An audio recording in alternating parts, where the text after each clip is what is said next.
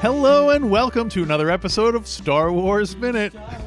It's your daily podcast in which we analyze, we scrutinize, and we celebrate The Last Jedi one expository minute at a time. I'm Alex Robinson from alexrobinson.fun. I'm Pete the Retailer from PeteTheRetailer.com. And I am Steele Saunders from the Steele Wars podcast and YouTube. Welcome back, Steele. It's great to be back. Let's talk about minute 73. Big minutes. Yeah. Big yeah. minutes. Minute 73, of course, we are talking about. It starts off with Rey asking why Kylo could be so low as to kill Solo. And it ends with Kylo telling Rey she should let the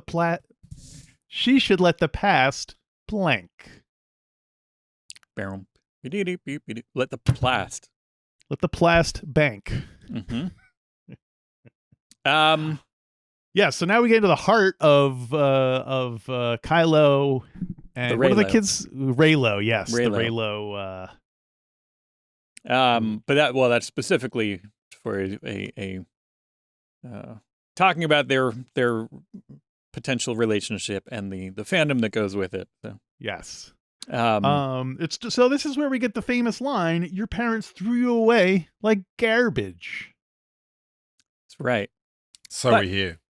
Mm-hmm. I think he's underestimating, Rey's whole life is garbage. She's a scavenger. She goes and finds discarded stuff and finds it and cleans it up and turns it into bread. You know what I mean?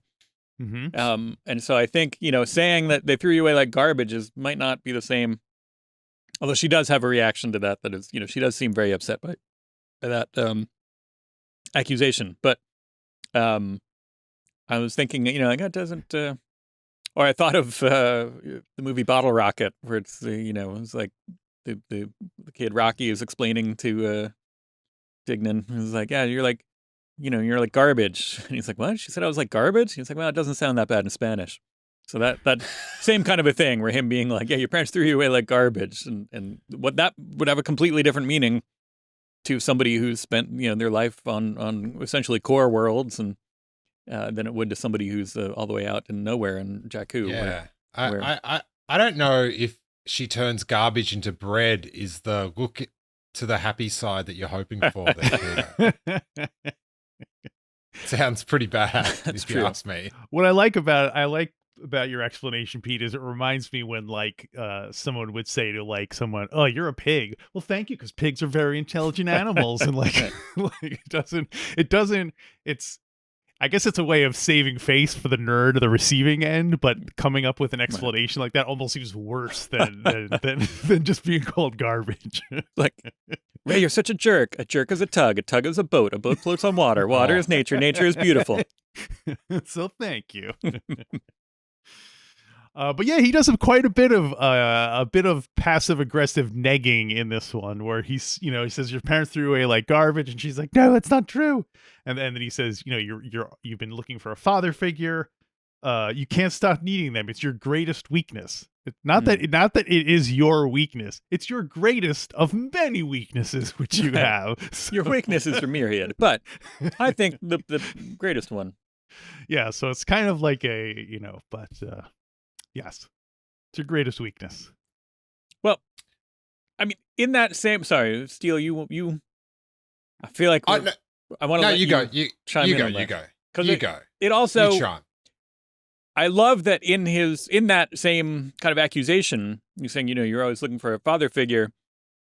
Han Solo, which I love the way that he says Han Solo, and I forgot the final count last movie 2 movies ago in Force Awakens, how many times they said Han Solo as a full thing, not Han, not Solo, but Han Solo.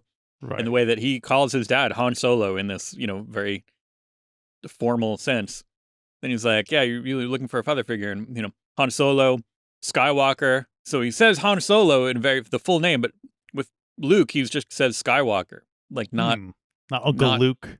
Right. Yeah. Just Skywalker. Like being very, But I feel like he's saying both their names in the most dismissive way possible. Like for each one, referring to your dad by his full name continually Like that's very icy cold from a son. Like I don't even want my son like knowing my name is Steele. I'm daddy. Okay. Right. And that's where I'm going to work hard to stay. And then to refer to his former Jedi Master, Luke Skywalker, like just saying Skywalker is sort of the most dismissive way to refer to him. So I feel like he's doing a good job on his shading out there. Yeah, if you think about the alternatives, if he were to say Han, if you were to say Luke Skywalker and Han, that sounds weird. Luke Skywalker, if anything, sounds more impressive and more like heroic. Yeah, that's what I mean. If you say his full name, then you're like doing a sweet name drop.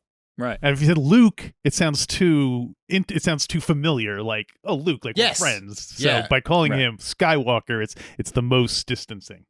It would be funny if he called his father by his like Solo, by his, like, calling your own dad by by his last name is even stranger than calling him by the full name. Well, it's like, our friend Radke, who's his even his wife calls him Radke. Right. So, not his kids yet, but we'll see. We'll get there. Yeah, I do. What I would like to have.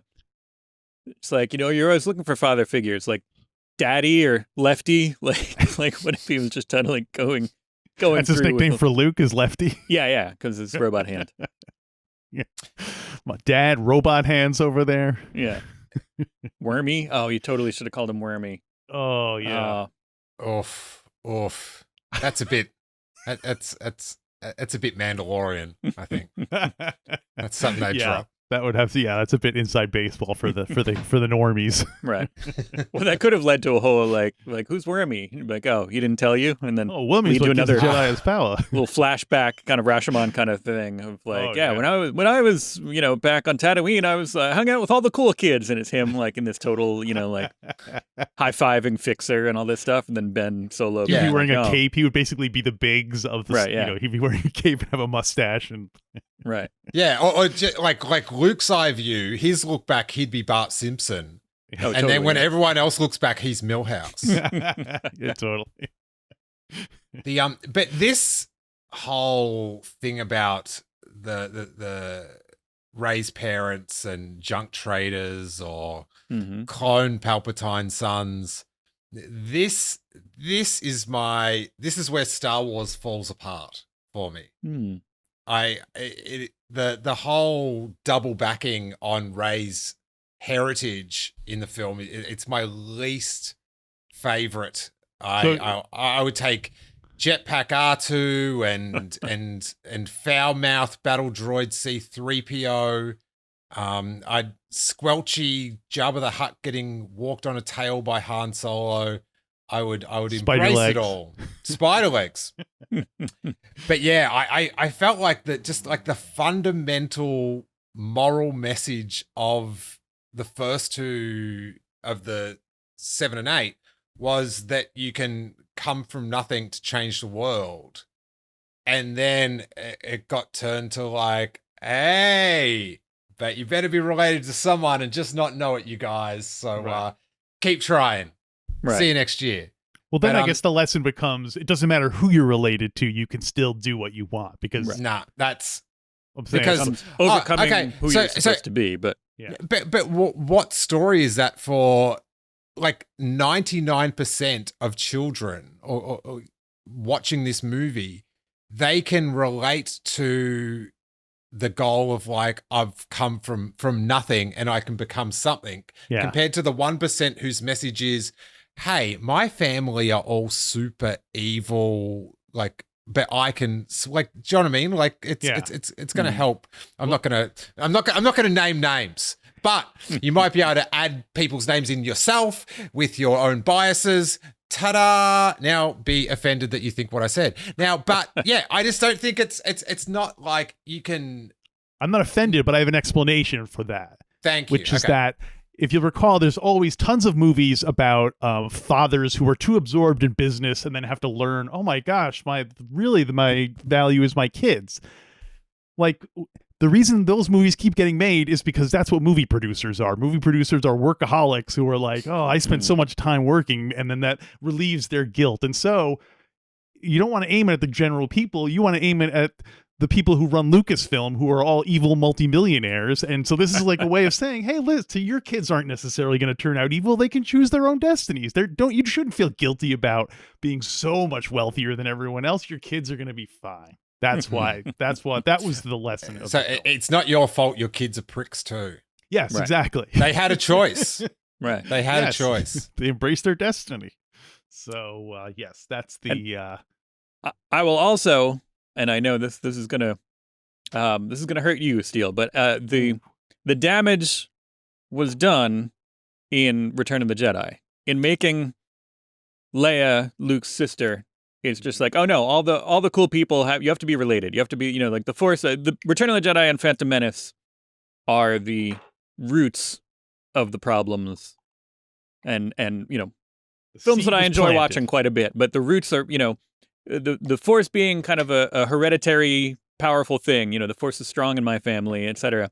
is where this all comes from to begin with.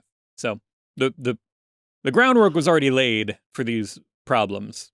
And granted, yeah, we thought we were branching out, and Rey from nowhere was a excellent kind of red herring. Well, we thought it was a Swedish fish, but it was a red herring. It was an excellent way to go, and it would have been great to have that be that. But then it's not like a sudden left turn out of the. We didn't change anything. We're just back to regular Star Wars with Rey bloodlines, bloodlines and all that. That's at the heart of a lot of previous Star Wars, and we're just kind of returning to it, which I agree with you, but I also don't. Yeah, well, with the whole, each film, someone else got more related. Right. Like, do you know what I mean? No one's related in Star Wars. Darth Vader's related in Empire. Then we add Leia, because originally the sister was going to be on the other side of the galaxy. Sister. Yeah. Yeah, Marie. And then in The Phantom Menace, Anakin's related to C-3PO. And Shmi. We didn't know Shmi beforehand. Okay. Oh, yeah. So you're saying it new. Okay. Yeah. It's funny. And then we find Boba Fett's related to Stormtrooper.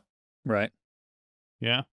And then in the last one, we find out that after all, Owen was not related to Ben Kenobi. That's right. Right. Or anybody, really. That's the only people that we thought were related. He was Anakin's half brother or step brother. Step brother, but they're not related by blood. So the only people that we thought were related from the get-go, that we open with Star Wars and Uncle Owen and Aunt Beru. Those are the only relatives that we see. It turns out now that they're not really relatives. They were, they're familial connection, but they're not blood relatives at all. Subverting expectations since 1977. Weirdly, also, the other relationship mentioned is Leia and her father. And of course, we later find out that they're not actually technically related either. There you go. Wow, this really gets complicated. But again,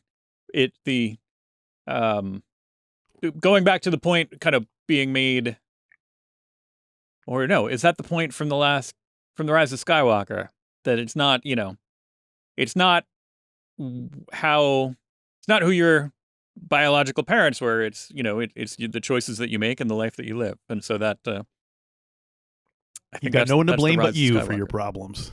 Exactly. So that's. I thought the message was, remember how much we love Star Wars? Remember that first one? Yeah. That was good. That's the underlying message behind all of this. Yeah. Well, here's another way that I think The Last Jedi is contradicting something we saw in The Force Awakens. Because it's if you could look at the sequel trilogy as almost like a debate between two different versions of Star Wars. Because in this one, Kylo Ren is saying like you should let go of the past. It's all garbage. And wasn't this a kid who just like 5 hours ago was obsessed with becoming the new Darth Vader and stuff like that? Like he seems kind of fixated on the past himself. Well, yeah, very true. But then in the course of this film, his character is, Snoke gives him that kind of talking to, that dressing down, and it says, hey, you're never going to be as cool as Darth Vader. And he is just immediately drops it and says, "Okay, now I'm not." Well, into now Darth he's Vader doing anymore." this thing where he's just like, yeah, no, Yeah. like he's talking to himself as much as he is Rey here, where he's saying like, the past, you have to kill, let the past die. You have to kill it. He's like, I'm not going to be Darth Vader. I'm going to be my own Sith guy. That's my new name, Sith guy. Sith guy. If anything, Alex, I think it's more of a case of, once again, the Rise of Skywalker not following on from The Last Jedi, because Kylo has, he's moved on from the past. Yeah. And then when you go back to episode 9, he's got the Vader mask out again. Do you know what I mean? It's sort of, it's another thing that they sort of, it didn't float. But it does seem like, and he goes back to being the sidekick to the main villain, as opposed to being the main villain himself. Again, we'll get there in 2 years, but there's reasons for all of that. It's all laid out in his character. It's there. But I'll see you in 2 years, buddy. All right.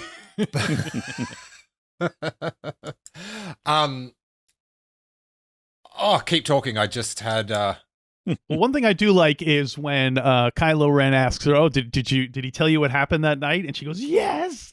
And then he goes, "No." Like you wouldn't be reacting this way if you really did know what happened. I really like that that interaction there.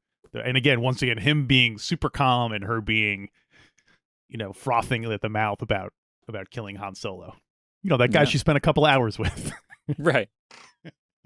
Yeah, but you have to. I always go to Star Wars court, and you do? I feel yeah, and you've got to. It's got to be based on precedent. Like there's, you can have you want things to get more modern and stuff, but at the end of the day, you've got a film that is all based on an original film where the Princess Leia loses her entire family, the population, and the planet. But then she's patting the farm boy on the back, and it's like, "Oh, don't worry. Like the hobo, I know you miss the hobo." Like there's no, it's not a representative of how who should be patting on back. Do you know what I mean? Like Luke should be like going, "Oh, Miss Ben, but at least I've got a planet." You know what I'm saying? Turn that frown upside down, Luke. Come your parents, your pets, all your stuff, your friends. But just on that point we're making before about how it seems like the films sort of contradicting and arguing with each other and not having that sort of laid out 3-film plan. And people always go, "Oh, but look, George Lucas didn't have a plan." But he wasn't arguing with himself. Yeah. He was like one guy. it was his concurrent, like as his plan changed, it moved all his like thoughts. And I know there's listen, Pete, don't do the evil, that little eyeball thing you're doing to me. This is much better in audio, less intense, I've got to tell you. But yeah, it's sort of, it flows a bit more like a river. Whereas this seems like that improv game where you're like, "Okay, we're here at the airport." And it's like, "I'm on a river." Right. And there's nothing in Return of the Jedi that contradicts Empire Strikes Back the way Rise of Skywalker does with this film. Well, like they don't go back and say, "Oh, you know what? I can't even think of any example of I would not say your father was Obi-Wan all along, or something where it's like, oh, that was kind of a, anyway. Yeah. I think in that ballpark is Return of the Jedi, Luke and Leia at Endor at night with Revenge of the Sith, the end. Like they contradict. Right. And unless you're getting some, about how she remembers the mum and it's in the womb, but it's like it's very I don't feel like that. But was the original Revenge intent. of the that's the problem with Revenge of the Sith, not But that's not the problem with. I mean, well, again, this is going back to these are bigger picture issues, but I think that it totally does. Having Luke and Leia be brother and sister kind of goes against some of the other things. Not Like they're it doesn't making out kind of constantly. what? Like they're making out Yeah, constantly. yeah. I mean, it deflates the idea. It does seem like it was made by somebody else to kind of be like, oh no, we're not going to have this love triangle. We're not going to have that romantic interest thing. Instead, we're just going to have let's make them be brother and sister. And it's like. But my favorite Star Wars misconception is that Lucas and so, some Star Wars fans are like, Lucas had it all planned out, like, and they show the outlines and all that. And I'm like, so are you saying that George Lucas had it planned out that they were brother and sister? And in Empire, he's just like, yeah, make out. Like, what sort of dude do you take him for? And, again, if you read any of the stuff that that's there's a lot of examples of him contradicting himself, within even within the same movie, just kind of as far as what he was working on and what the plan was. It was never until the movie came out, and sometimes even until after the movie came out, the plan was not established as to what it would be. So, well, let's talk about why we're here. Luke igniting the green. There you go. Look at that. Now, I have to say, when this scene happened in the first time I saw the movie, and that happened as I thought of you, Steele. I was like, oh, Steele's going to be. Look at that. I bet that made his day. Did it? I appreciate that. It actually didn't, because the moment he ignited the green sword, I was like, oh, he's not going to do it at the end. I just thought, I just didn't think, because like, that's what I mean. I was going into this film thinking, like, computing, trying to work out how things were going to work out. Mm-hmm. And I had heard that he didn't use the green lightsaber in the film. And I remember seeing, like, leaked pictures of old man Luke, and he had the walking stick. And it's like, why has he got that walking stick? Like, if you're going to have something in your hand, shouldn't that be like, I could not comprehend a reality that Luke Skywalker would not turn on the green lightsaber. I was far more angry about the concept before I saw the film. Once I saw the film, I wasn't angry at all, because I loved, like, he didn't do what I expected, but I thought what he did was so heartfelt and well thought out. But beforehand, I was like, irate at the thought that he would not turn on the green lightsaber. And additionally, I did have my heart set on that the whole time the green lightsaber was in R2-D2's dome. Oh, right. And it would be like, it's poetry, it's all connected. Like, at the time we need it, he would shoot it, and I'd be like, my favorite thing just got redone. This is now my new favorite thing. But yeah, it's sort of like the Sarlacc pit battle is such, like, it's just the best thing.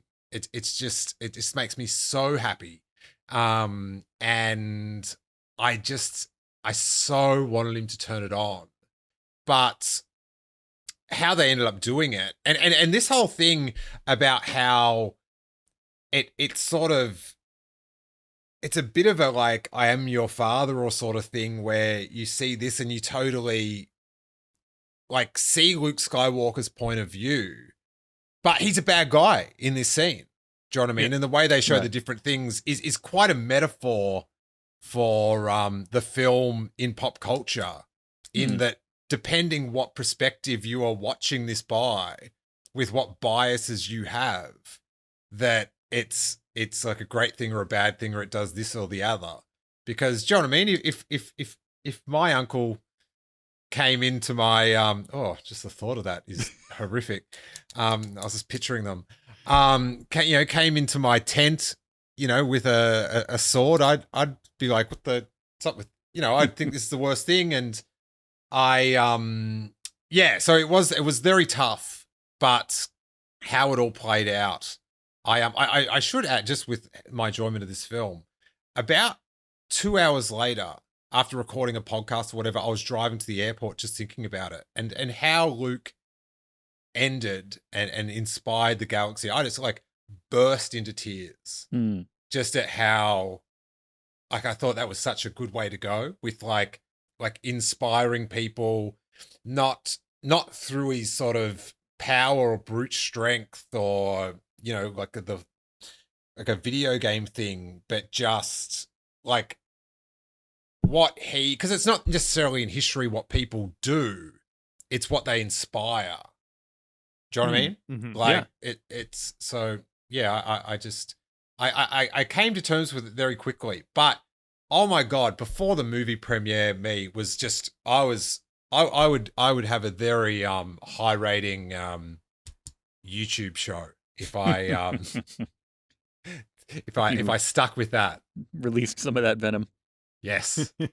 Well, why, while we're talking about this, why do you think that at the end, the crate battle, when he shows up, why do you think he's not wielding the green lightsaber? Is that just so we as the audience have an inkling that it was like, wait a minute, that lightsaber isn't working right now. Why is if something's not right? Is it just to give us that little like internal trepidation that we're supposed to know something's off? Or is it not working? Remind me why he doesn't have it. Well, no, not the green one. We don't know why the green one isn't working. I'm saying, but when he shows up with the blue one, are we supposed to be like, wait a minute, that lightsaber just broke? Oh, right. Yeah. Why is he carrying that? Like, are we supposed to, is that supposed to trigger something in our brain where we're like, this isn't real? Or, I don't know. What's your take on it? I'm trying to remember what Rian Johnson said was the reason. Because I remember like hearing it and going, well, I wouldn't have done that, but like your reasoning is solid. I think part of it, or definitely what adds to it, is that lightsaber was destroyed. So part of because you know what I mean? Like I didn't realize he wasn't on crate for, quite a while into it, even though when you watch it the second time, you're like, oh, the sand doesn't move and all that good stuff. So I think that's like one of the tells, along with the haircut and stuff. But you're saying, why did Luke do it? Is what you're saying, right? We know why Ryan might have done it. Why did Luke do it? That's the question. Got you. I always think that my hypothesis is that the image you see of Luke is influenced by your perception of it. So it's almost like if I were to show up as a Force ghost in front of either of you, your perception of me would influence how that Force ghost looked. Because why would Luke go through the trouble of making his Force ghost look younger and like? Well, to me, it looks like he looks the way last time Kylo Ren saw him. So that's why Kylo Ren sees him that way, is because it's like that. But then again, Leia sees him, and that doesn't seem to. Anyway, and I don't know. Everybody sees him first. Nostalgia? Maybe he just wanted to do it for old time's sake. Hold the old blue again. Can't do it, Lukey. I don't know. It's hard to work because once you think about the haircut and stuff as well, it's sort of more. You've got to go with the movie aesthetic, hinting at the plot reveal rather than the in-universe stuff sort of thing. Like I had this discussion with someone once about Snoke's throne room and they didn't like it because it's like, it's just a red sheet. It's nothing. And it's like, yeah, but it's that. So then it catches on fire. And then as they fight it, it burns and it reveals the Star Destroyer and all that. And it's such a great visual. I can't wait for that part. But they were just like, yeah, but why did Snoke why would he just have a red sheet? And it's like, it doesn't matter. It's like, it's for the aesthetic. Like why fight next to a volcano? I think the guy wearing the gold pajamas would absolutely not be out of line having just red sheets for walls. I think his aesthetics are not, if not consistent, at least understandable. Yeah, and ignoring the irony that they're in a giant room that typically does have a big red sheet at the front of the room before the movie starts. Oh, yeah. It is very theatrical, his throne room. Yeah. God, I got to tell you, that Snoke in the gold robe, it's just one of my favorite things. It just makes me so remarkably happy. Slippers. I love that he's comfy, because if you were going to be a supreme ruler, Get comfy. Yeah. He should be on Have a some pile of pillows. pizzazz. Yeah. Has buddy Palpatine getting around in that old sack? Nah. Mm. Although knowing that we know now, it's very confusing. Yeah. I'm coming around to it, and I think that, basically he has a choice. Luke has a choice here between, all right, what's going to get Kylo Ren more angry and distracted is if I show up with the lightsaber that I threatened him with, and it's going to make him angry, or he's still, Luke doesn't know that he's trying to let the past die. If he's still obsessed with Darth Vader, let me show up with Anakin's lightsaber, with the one that he's into. As far as he knows, was destroyed. So he's like, what? How did they get it back? What? Well, Luke might not know it's destroyed. I don't know. Oh, right. I think that might have been the reason that he gave it was to taunt him because he wanted it. Like he said it was his in the last episode, in the last movie and stuff. He's just showing up wearing like a Darth Vader helmet and all like, look, I'm Darth Vader. Like Darth Vader Jr. like on his shirt. But whatever the reason, I did think that when we saw it in this minute, I was like, oh, damn it. Bloody rumors being right. It's and I love the look. We just talked about this a little bit, but the that you see the light from it and you hear the sound of it before you actually see it. It's the ignition that probably wakes him up because his eyes are closed, the light goes on, and then he kind of he should have ignited it outside and then snuck in the door. Ben Solo would be dead now if that had happened. Boo boo, beep beep. Is that ignition song? Oh, yeah. Exactly. I like that Luke's eyes are all red when he looks much more evil in Kylo's version of the flashback. It's kind of a fun little it totally should have, like I love that it's played up. It's from the point of view of the frightened child. Yeah. Do you think they ever talked about it afterwards? Like, did Luke ever explain, oh, no, wait, it was just a momentary thing? Or like, I guess they never interacted after that? It was training. I was trying to see if you were ready. You're ready. Good. That's today's lesson. Go back to bed. Yeah. I think they clearly did not talk about it afterwards. No. Yeah. Guys, who hasn't almost killed their nephew because they might have suspected they were the greatest evil the galaxy has ever known? I know. One day you'll understand, Kylo. You'll have a nephew of your own, and you'll see why you wanted to kill them. Or you're just a teacher. We're random, one day my third grade teacher is going to show up and try to kill me again. One interesting thing is when you see Kylo reach for his lightsaber on the table, he keeps it on his nightstand. And as someone who keeps his phone, his glasses, some chapstick, some cough drops, and tons of other stuff on my nightstand, I would say it's very dangerous to keep a lightsaber like where you think you're reaching for one, you knock it off. And anyway, I just thought that was kind of funny that he just kept it. He doesn't keep it in like a stand or like a designated place. He just throws it with his keys and his wallet, his lightsaber on his, in his little coin basket. He's got it next to his calligraphy set to be. Well, that was the other thing that struck me is a pen. I don't think we've ever seen a pen and paper in Star Wars.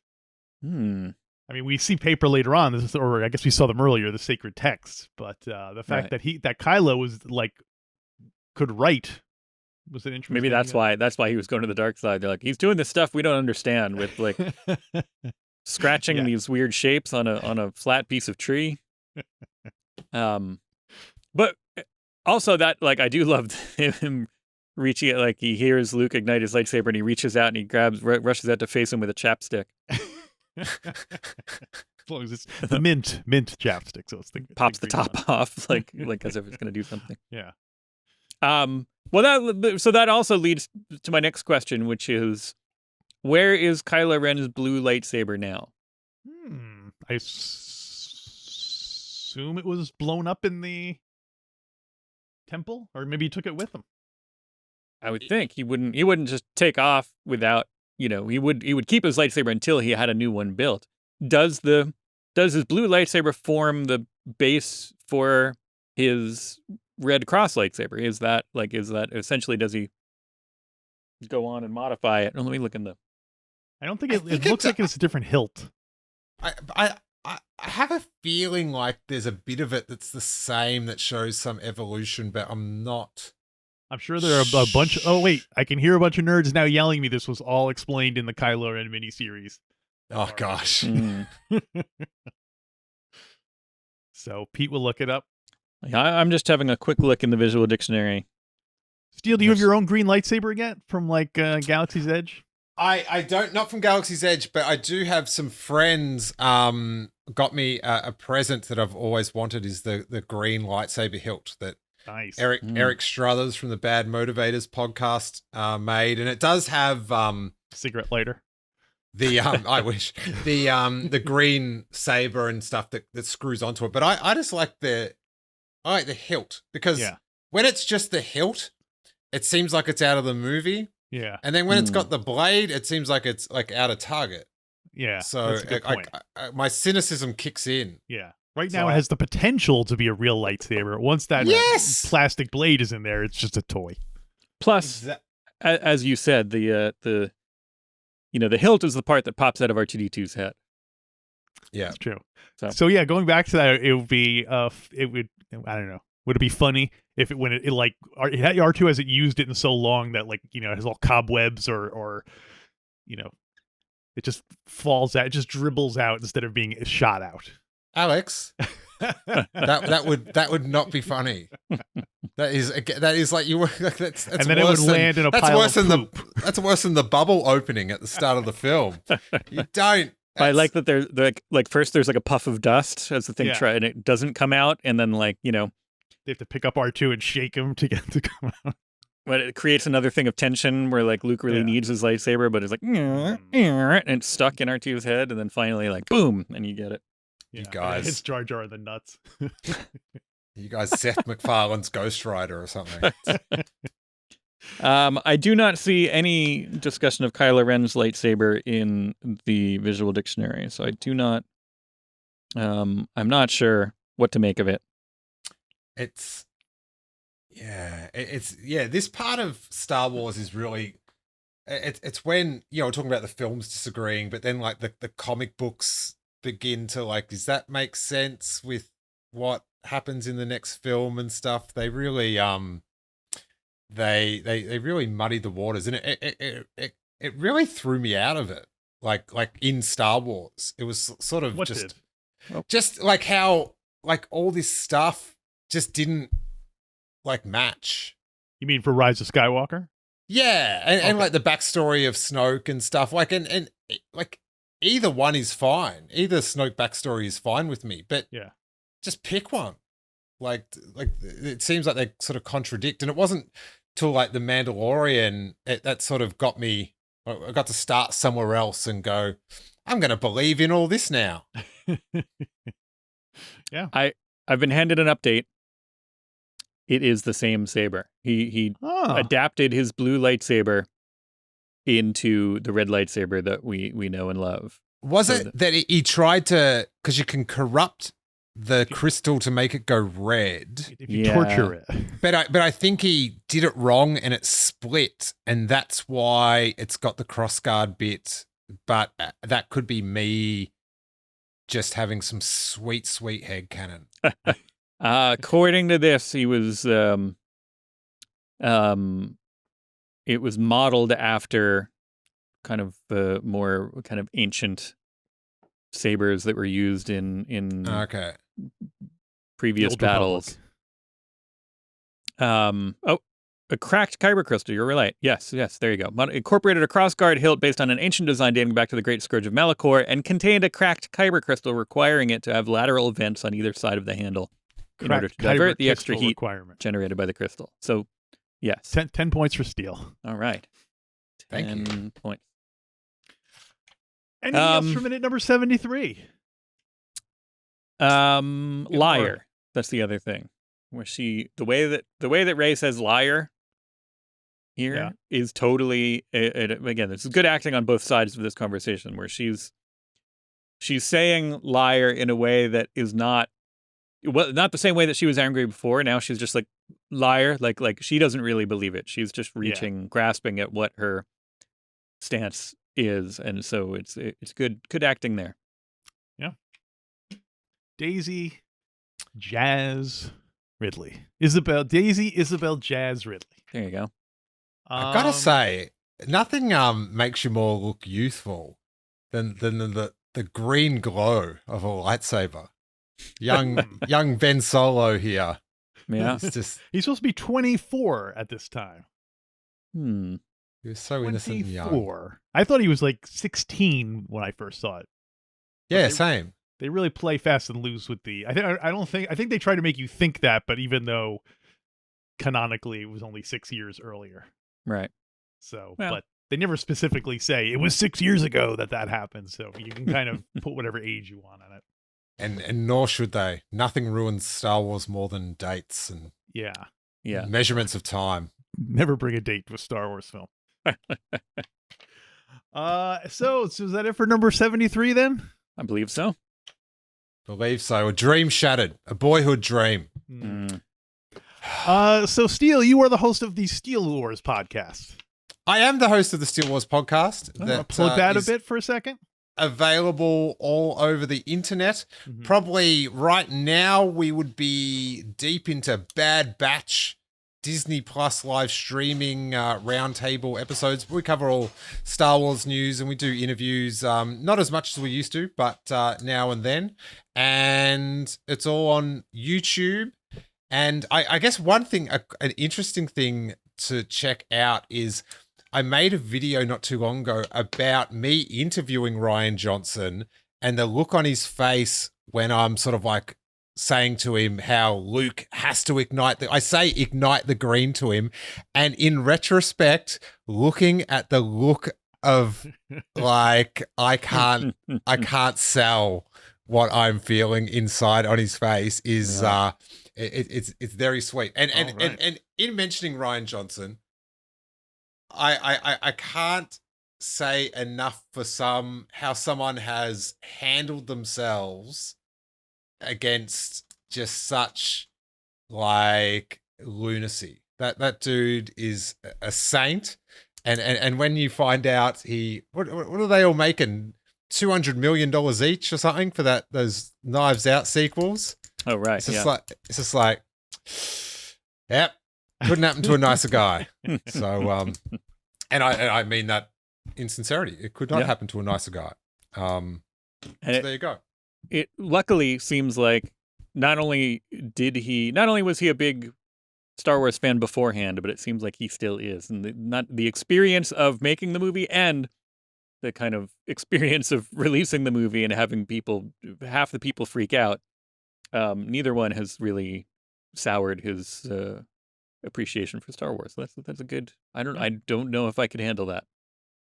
So, I can guarantee you I couldn't handle that. I would be hammering back. Yeah.